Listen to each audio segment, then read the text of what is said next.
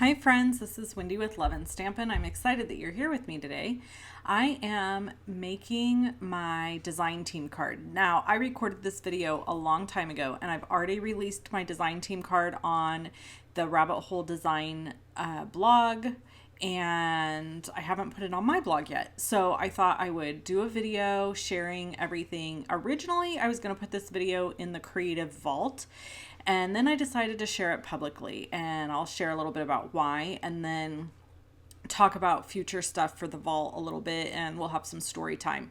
This is an extra video this week, so life has been a little crazy, and we're going to get into that some too. So I want to talk about what I'm doing here. I'm using Copic markers, Y13, Y17, and Y19 to color these macarons. Now, I did have footage of me coloring every single set of macarons because I stamped these 5 times and then I colored them in 5 different colors. However, I lost some of the footage. I'm not exactly sure what happened to it. It's probably operator error, honestly, but I have most of the footage, and so that's what was important. So here what I'm doing is I'm attempting to create dimension with coloring darkest to lightest around these macarons and having the lightest be in the center to kind of make it come to the forefront. And you can see here we skip right to using blues, and that is where some of this footage is just wonky, so just hang with me. If you're brand new to my channel and you've never seen one of my videos, I have kind of a mix of videos. I have some videos that are just very instructional, but most of my videos have chit chat and we visit and I catch you up on what's happening in my life and different things like that. So you can kind of think of my channel as a card making vlog, VLOG, which means that I share about my life in addition to sharing card making. So here again, you can see on the right hand side of my Misty grid paper that I swatched these colors to just kind of see what they would look like together. I use a hex coloring chart, and I will show that to you in the video. I'm pretty sure I show that in the video. If not, forgive me now. Like I said, I recorded this video quite some time ago when I was making this card. Now, none of this is sped up. So I did that with intention because I want you to see how careful and how long it takes me to color. There are Copic coloring artists that obviously are brilliant and expert. If you're looking for expert level, I'm probably not that girl. I am not that girl. I'm a very beginner Copic colorer, and my friend Kelly Taylor, who is a contributor to the Creative Vault, is an expert, and she does a coloring video for us every month, either with watercolors or Copic markers or other alcohol markers. She's brilliant. And if you're brand new here and you're like, what is the Creative Vault that this woman keeps bringing up? It's a subscription program. It's $14.95 a month, and we have all kinds of fun classes in the vault. So there's coloring classes and scrapbooking class and 3D/funfold class. So you get a variety of different things. And then I do exclusive videos in the vault that are not published on my YouTube. So if you're looking for extra content from me or just more class ideas to use, the vault is a great place to subscribe to. So here, again, you can see I'm just doing all of this shading and making the lightest in the center, so it kind of gives the illusion of these macarons being rounded. And then I'm coloring the flower and the bow the same color. I'm going in with my darkest color in the center of the bow because what I have learned is anywhere that you color darkest is going to be the area that kind of recesses. It looks further away to the eye than the lighter colors. Our eye, the human eye, is drawn to light.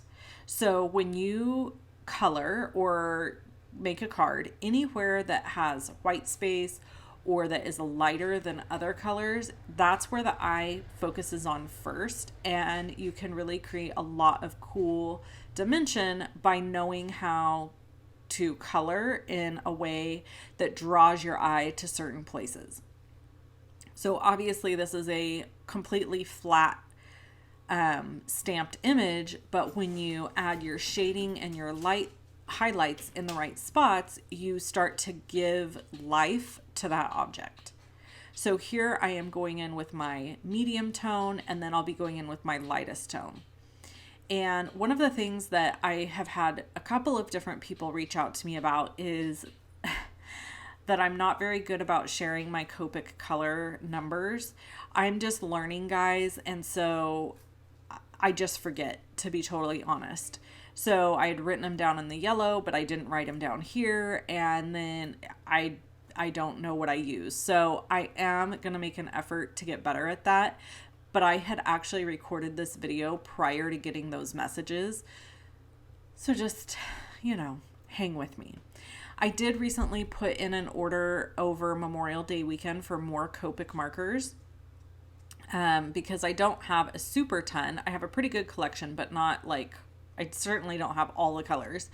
And so I put in an order to fill in a few gaps for my colors.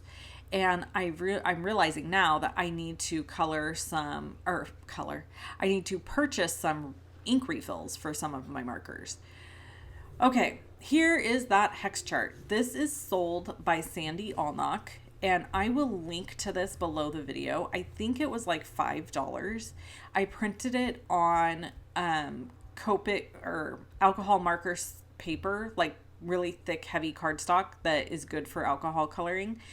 And basically all I do is I take every Copic marker that I have and I color in the spot. And then that does two things. One, it lets me know which colors I have and which colors I don't have. And two, it allows me to kind of like come up with my color combinations without it's like a crutch, basically. Let's be honest.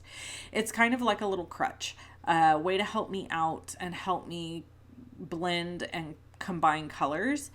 And so here I'm trying to figure out, I want to do purple, but you can see I have a lot of gaps in my purples, and I really wanted a more bright purple, and the purples I have are a little more on the muted side. So I really like this V09, which is a really deep dark purple, but then I was having a hard time putting colors with it. So again, I kept all of this in the video so that you could see my process. So here I've got V09, V17, and I can't see what the other one is. I don't know if I'm going to use all these, but so that was V09. I've got V17 and probably like a V20 something. Anyways, so I decide, yes, I'm going to go ahead with these three colors and see if I can make them work. Now, if you were more experienced, you would very quickly know what's going to work better together and not. I don't have that ability or that skill set yet. I say yet because the process of becoming more creative is fluid. It is not, I believe there are some people that are gifted, just like there's people who are gifted in music, right? Like my niece is gifted in music. From the age of 5, is the youngest I can remember her doing this. I can remember her patting her hands on like the couch or the floor in rhythm to the music that was on the radio. She got put in piano lessons. I actually vividly remember the conversation. I was sitting on the floor with my sister-in-law and my mother-in-law, and she played some music on her phone, and Sadie started tapping her hand. And I was like, oh my God, she's in like rhythm with the music and like really, really tuned in. I'm like, you've got to get her in some sort of music. And my sister-in-law was like, yeah, I know, she's really good at it. So Sadie's dad is also musically inclined. My mother-in-law is musically inclined. My brother-in-law is musically inclined. And my sister-in-law, I think, is too, but she never did anything with it. So these people were born with this gift, and Sadie's gift is really amazing. Like you can play a song for her. So she's in high school now. She's the same age as Macy. And we didn't plan that, by the way. The Sadie and Macy thing, we didn't plan that. But she's the same age, and I'm really going somewhere with this story, so stick with me. But anyways, she can sit down at a piano, and if you play her a song on your phone, like pick a song, any song, if she listens to it 2 or 3 times, she can like pick it out on the piano and play it. It's amazing to watch. And I think I am extra amazed by it because I have zero musical talent. Zero. I mean, zero. I cannot carry a tune in a bucket. So, I think it's just something that I've always been fascinated by when I meet somebody who is capable of sitting down and just like doing it. And there are people like that in card making and in the creative world and in art, right? There are people that can they just get it. Like their brain works that way, and it's a gift that God gave them. Okay. So I feel that way about my niece. Like God gave her this gift, and it's not anything she worked for. Now, obviously she does things to perfect it now, and she participates in all the different band stuff and all this and that. But you get my point. Like, there are people that are just gifted in certain areas. I have gifts. Everybody has gifts. So I have gifts that, I believe I have a gift for teaching. I believe I have a gift for connecting with people, like, discernment. I believe I have a gift of discernment and being able to read people. And I also do feel like I have a gift for like organization and those types of things. Am I naturally gifted creatively? No, I don't believe I am. I worked at becoming more creative. 90% of what you see me do is because I've seen somebody else do it. And I'm okay with the fact that this is probably what it will always be for me. I'm probably never going to be the card maker that can sit down and whip up a crazy, amazing card just out of my own brain. Now, I know a lot of you think that watch my channel. But in actuality, most of what I do is mimicked behavior. It's like I'm seeing somebody else do it. So this coloring, for example, coloring this way is learned behavior from Kelly Taylor and Sandy Allnock. I've learned how to color with Copics, not because my brain just naturally knew how to do it. Same with color. I've learned how to put colors together by watching other people and mimicking behavior. I have been doing card making for 13 years. So that's a long time to study a project, a art, a hobby. That's a long time. So I would hope that from my beginnings to now, there would be improvement, right? So now today I feel really confident in what I make, and I feel really good. Here's everything colored. And I feel really good about what I put together. And I still have moments where I'm second guessing myself, but for the most part, I feel really good about what I do. So here, I just wanted to show you how I paired these colors with my Stampin' Up! Colors. I'm using Melon Mambo, Daffodil Delight, Lemon Lime Twist, Pretty Peacock, and Gorgeous Grape. I'm going to take basic white thick cardstock and put it on my Misty grid paper. Speaking of Misty grid paper, I will link to it over on my blog and below this video if you need some of this. I really love it for lots of different uses. I am an affiliate with Misty, just so you know, so I do make a little percentage when you purchase Misty products from My Sweet Petunia. I'm on their design team as well. And then this little circle stencil is beautiful. It's from the Rabbit Hole Designs, as is the stamp set I'm using today. The stamp set I'm using today is the Berry Best stamp set, and I will link to that and everything as well.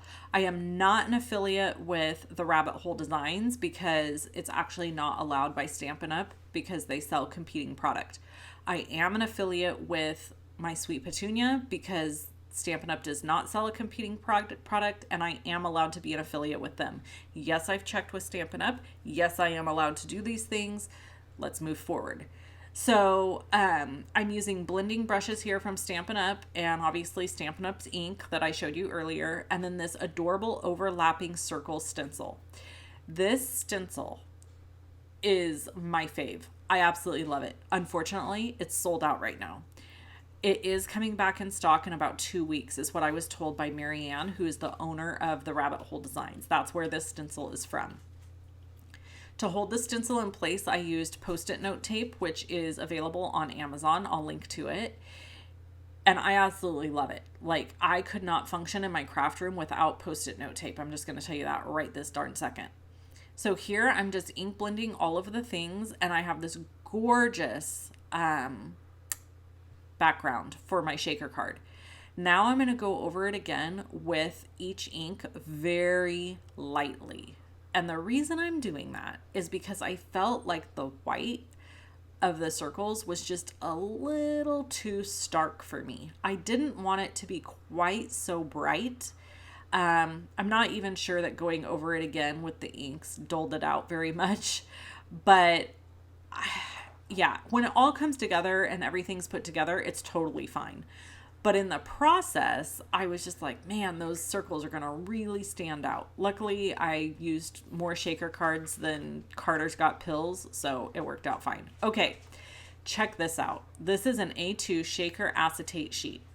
This comes with a protective film, and then you fold each of these in, and you cut a piece of cardstock 4 1/8 by 5 3/8. And then this has adhesive on it, the acetate sheet does. And then you just remove the adhesive and you dump your sequins in one end and then seal it. Is this not brilliant? So this makes a flat shaker card. And then this is from the Rabbit Hole Designs. And you get 10 of them in a pack, I think. They come in a pack of 10. I love these. So stinking smart. So, again, all the things, I'll link to everything, just so you guys know.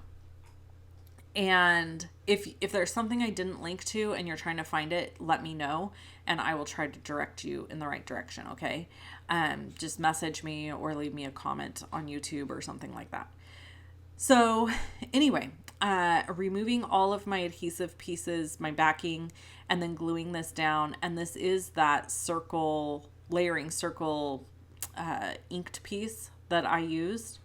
And I'm just adhering this to the back of it. And then we'll have a little pocket for a shaker. Now, obviously, 100 options to use this for. Options are endless. Seriously, these are Stampin' Up sequins. These are the new silver sequins in the new catalog, which I am absolutely crazy about. I love these sequins. And I'm just adding them to this pocket, and then I'm going to remove the adhesive and then close this up. And then you could literally add anything you wanted to the front of this shaker card, couldn't you? It's just fantastic. I think this is one of the best ideas I've seen. Now, let me just say, I don't know that I would use this shaker card front thing with glitter, because the corners, I think that glitter could get out the corners. First of all, I don't really care to use glitter, if I'm being totally honest, because it gets everywhere. But if you did use glitter, and you shook it down in there, I think it would probably come out the corners. So that's just a little heads up. So here I'm just arranging my macarons in all the places that I want them. And my puppy is in here chewing on a bone while we're talking. Skeeter, I'm talking to my friends. Could you stop chewing on the bone, please, for a little bit? Thank you. Just 1 minute. Thank you. So here I'm arranging them how I want them. And then I'm just going to use some cling wrap to lift them up and then glue them back down. And then I'm going to add the sentiment, and then I'm going to add this whole thing to a card base. So the finished shaker piece is actually 5 1/4 by 4, but the paper that you put inside, like if you're going to set paper inside of it, it has to be 4 wait. Okay, lies. It's 5 1/2 by 4 1/4.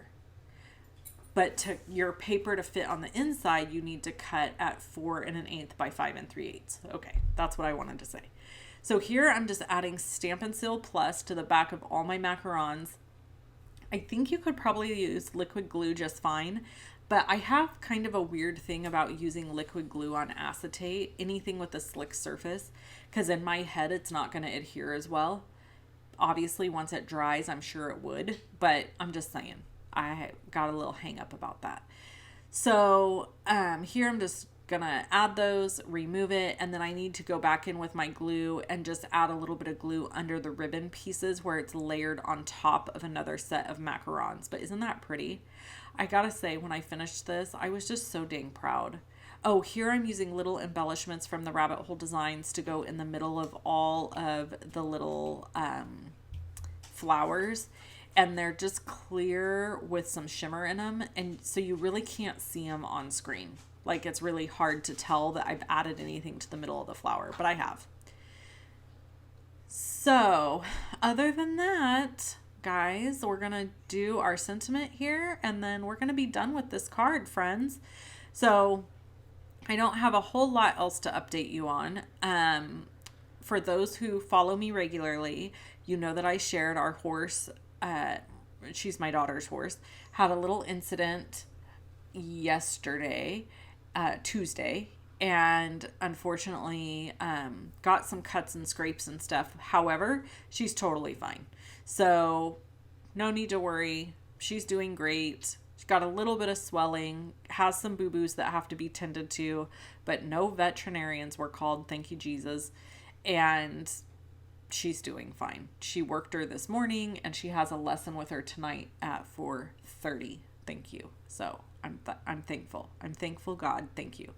So I'm using a basic black card base here, cut at 5 1/2 by 8 1/2. I put some white cardstock on the inside. And then here I'm just going to add this entire panel to the front of the card, and this card will be finished. It's so cute. I just love it. So this was my very first card for the Rabbit Hole Designs design team.